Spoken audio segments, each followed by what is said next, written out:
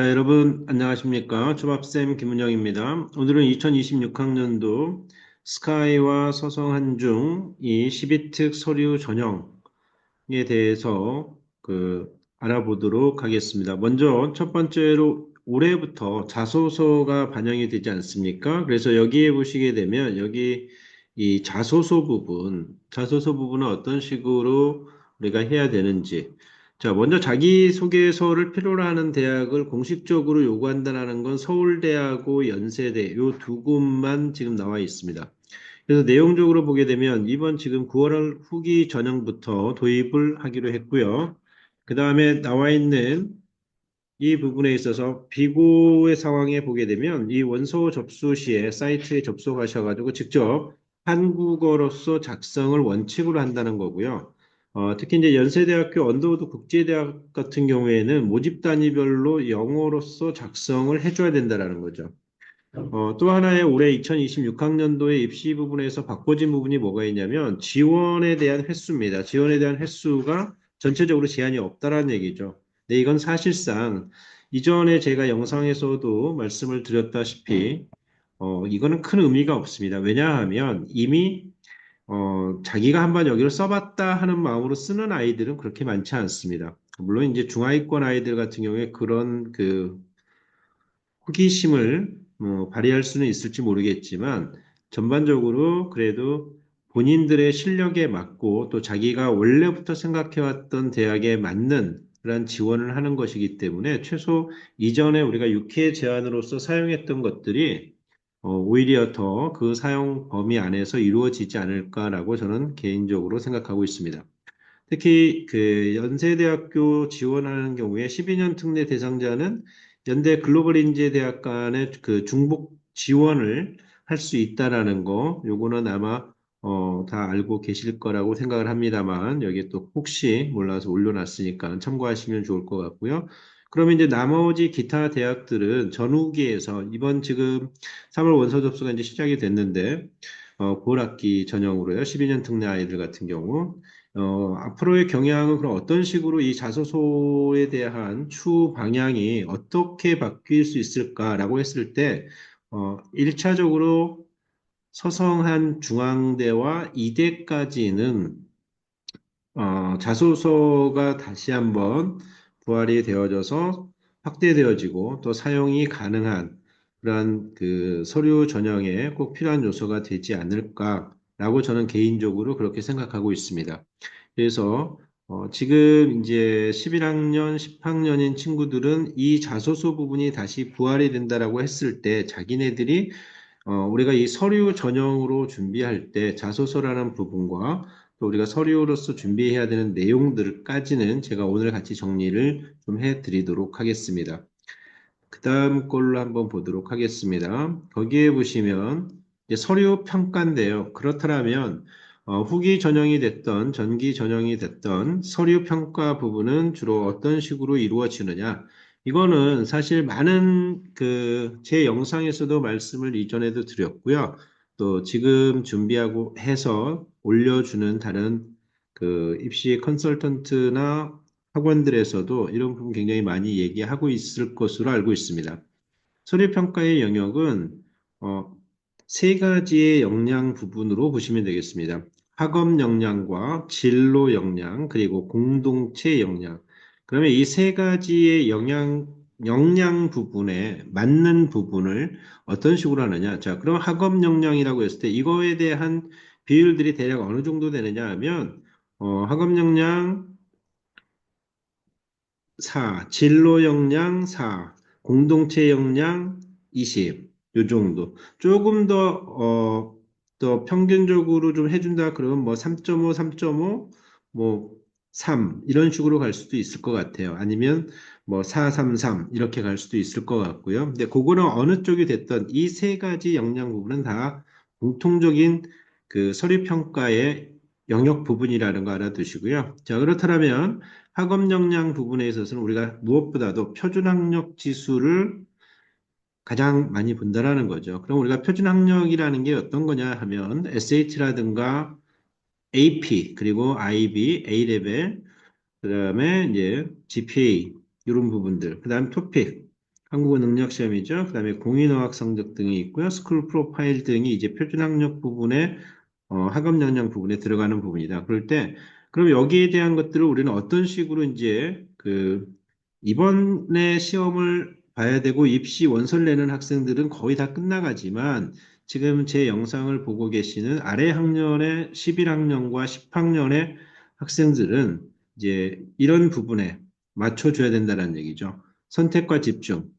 그다음에 토플 같은 경우에 이제 토플 물론 중요합니다. 저는 이 부분이 항상 제 영상에서는 다른 영상들은 반드시 몇 점 이상, 뭐 110점 이상, 115점 이상 이렇게 고득점을 얘기하는데 절대 그렇게 어려운 쉬운 점수가 아니에요.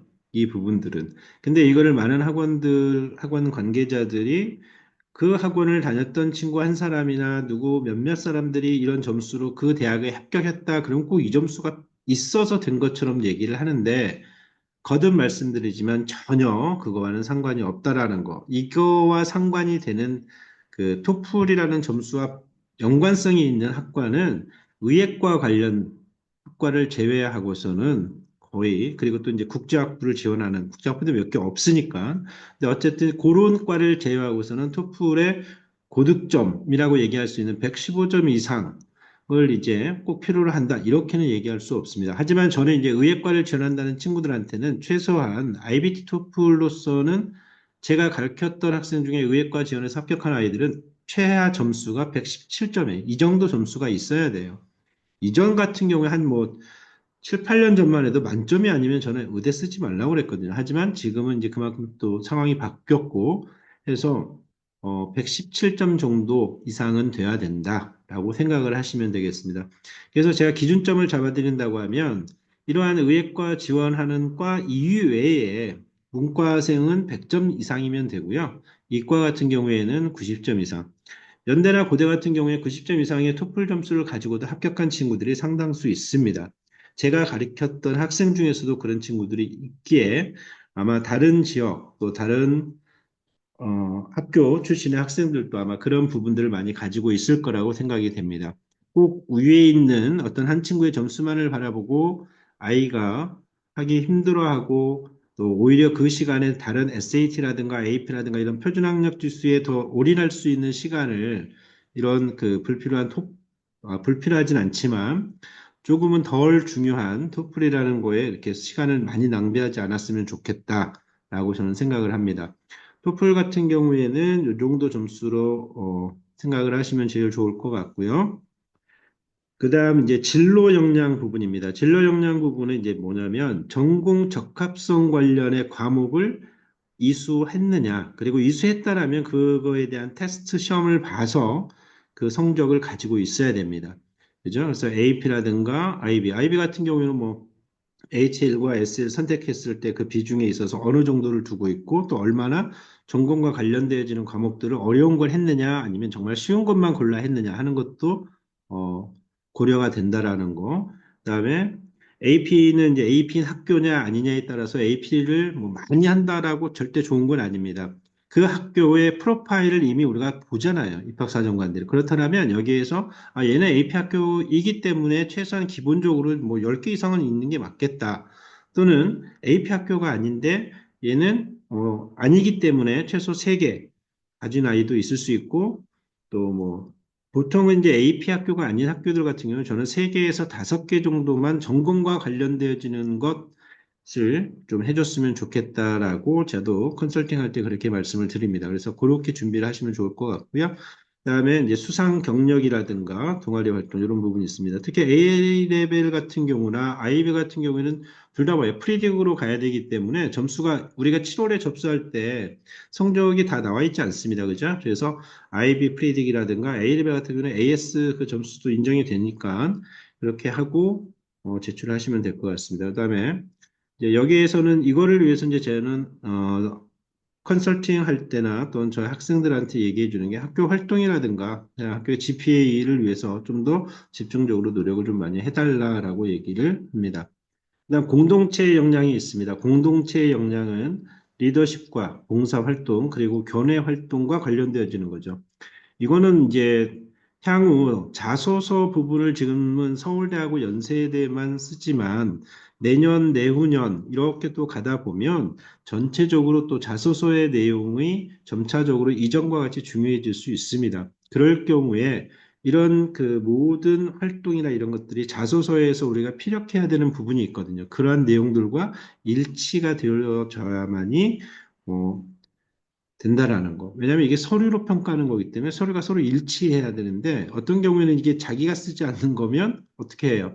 학교에서 자기 활동이라든가 이런 걸 통해서 자기가 느낀 걸 하고 거기서 얻은 경험을 자소서에 기술해야 될 때 뭔가 좀 언밸런스하게 이루어진 경우들이 있을 수 있습니다. 그거는 이 학생이 가지고 있는 서류에 대한 걸 정확하게 분석하지 않고 자기소개서라든가 이런 걸 대피를 했다든가 아니면 누가 손을 봐줬는데 과도하게 오버해서 봐줬다든가 이런 경우가 될 수가 있겠죠. 자, 오늘은 간단하게 이 서류 평가 부분하고요. 그다음에 자기소개서 부분 어떤 식으로 해야 되는지를 봤습니다.